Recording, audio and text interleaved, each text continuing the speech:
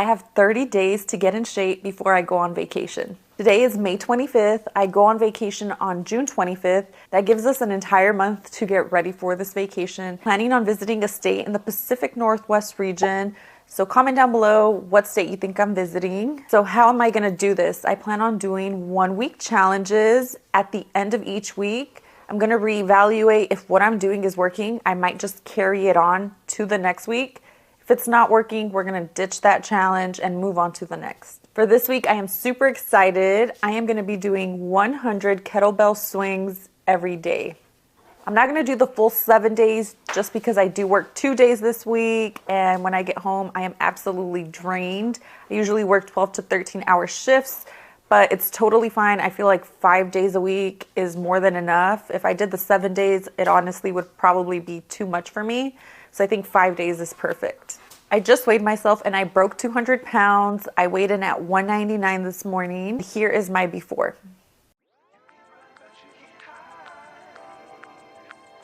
Going into this challenge, I knew I didn't want to try doing all 100 swings in one go. I decided splitting the 100 into 3 different sets would be best. I ended up doing 2 sets of 33 and 1 set of 34 to equal the 100. I would take about a minute break in between each set, and that was very tolerable for me. If you want to give this challenge a try and you're unsure on how to do them or how to split them up, I would definitely recommend breaking them into 3 sets.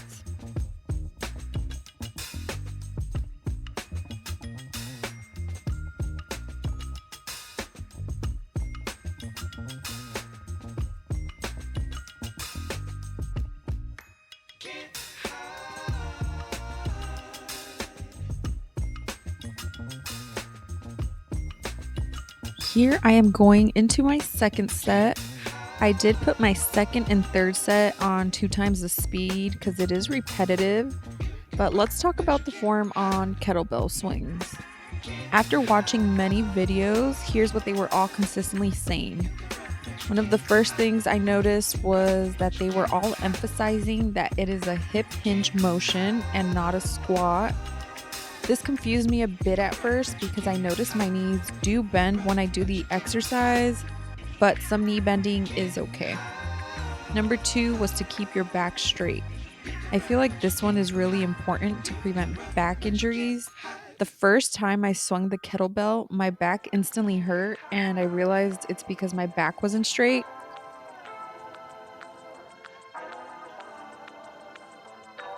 Today is day 2 of 100 dumbbell swings per day. It is May 27th. I didn't get to do the challenge yesterday because I was working, but again, I am gonna be doing it 5 days out of the week, which I feel is more than enough, but I guess we'll have to wait and see at the end of the week if we do get some results.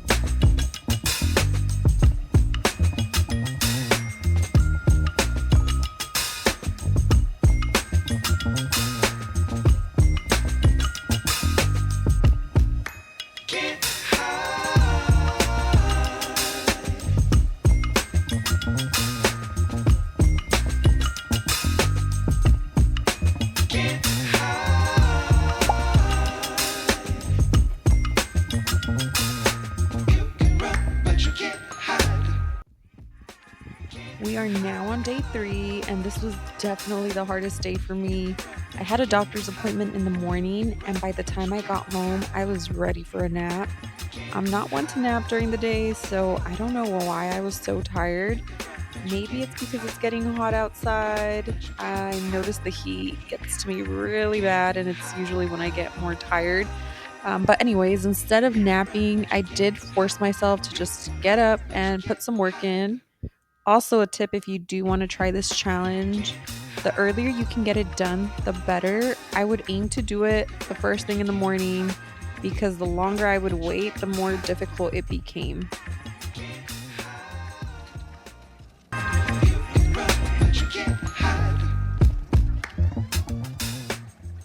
Today is day 4 of 100 kettlebell swings per day. And my thoughts on it so far, it hasn't been as difficult as I expected it to be. Don't get me wrong, it is challenging to actually, have to get up, put in the work. Actual exercise itself is pretty straightforward. I would say they are beginner friendly. One of the challenging parts about it for me has been to get the correct form on it. I've watched dozens of videos on the correct form, and every video I've watched has been slightly different. But I have just been trying my best and hoping that it just gets better over time. When it comes to trying a new exercise or just working out in general, if I feel like anything's causing me pain or discomfort, I stop and don't continue. I feel like that's a good indication that something's not right there. But so far I haven't had pain with the way that I've been doing them, so I'm just going to continue and hope that it improves. I think I've shown you guys the weight that I've been using for this kettlebell. It is 15 pounds.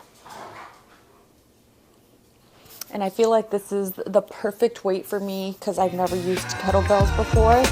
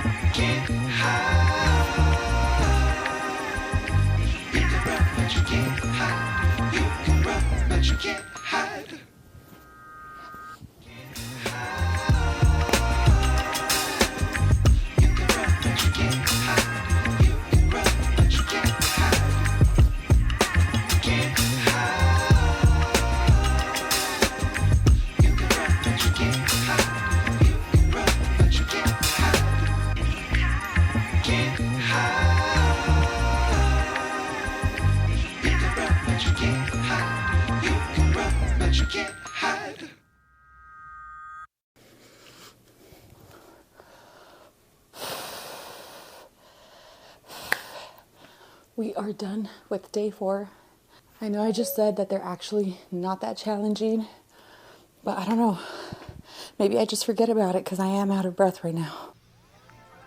We made it to day 5. I'm always so scared when I start a challenge that I'm not going to be able to complete it, so it's super satisfying when I do get to the end. Since it is the last day, I'm going to be going over the results. I do want to say though, since I restarted my fitness journey almost 3 months ago, I've been trying to implement healthier habits. However, this week I regressed a bit. I had been doing pretty good with only having fast food once or twice per week, but this week I did eat out 3 or 4 times. I feel like that hindered the progress that I could have seen. But nonetheless, I'm still happy that I was active 5 days a week and moving my body. I also want to note the time commitment that this challenge took. I invested very little time. With the breaks included, it would take me anywhere from 5 to 8 minutes to complete. Because I was filming, it did take longer, but if I wasn't filming, it would have been super quick. I ended up losing 1 pound in 5 days, and I didn't notice too much of a physical difference, which I wasn't expecting just because of how short the challenge was. I think if I keep up with it at the end of the month, I might be able to see a physical difference. Let me know what you think. Should I continue this challenge or should I try a different one?